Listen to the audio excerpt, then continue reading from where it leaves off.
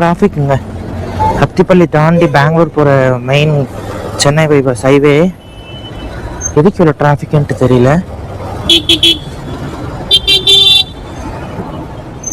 எதுக்குங்க road paint அடிக்கிறதுக்கு இவ்வளோ டிராஃபிக் காய்ச்சிங்க. நான் கூட ஏதோ பெரிய சம்பவம் ஏதோ ஆயிடுச்சு போல, அதனாலதான் டிராஃபிக்னு நினைச்சா. பெயிண்ட் போறதுக்கு இந்த பக்கமும் பெயிண்ட் போறாங்க, அந்த ஏதாச்சும் ஒரு சைடு போட்டுன்னு போனா தானே ஒரு சைடு கிளியர் ஆகும் டிராஃபிக். இந்த மாதிரி போட்டா எப்படி கிளியர் ஆகும் சொல்லுங்க? எதுக்கு இவ்வளவு சம்மந்தமே இல்லாம இவ்வளவு பக்கத்துல வந்தா ஒண்ணுமே புரியல எனக்கு. அங்க பாருங்க, ரைடர் நினைப்பு. நாங்களும் தூருவோம்ல, வந்துட்டு ராசன்ற மாதிரி நம்மளோட வந்துட்டா தலைவினம் பின்னாடியே இருக்கும்.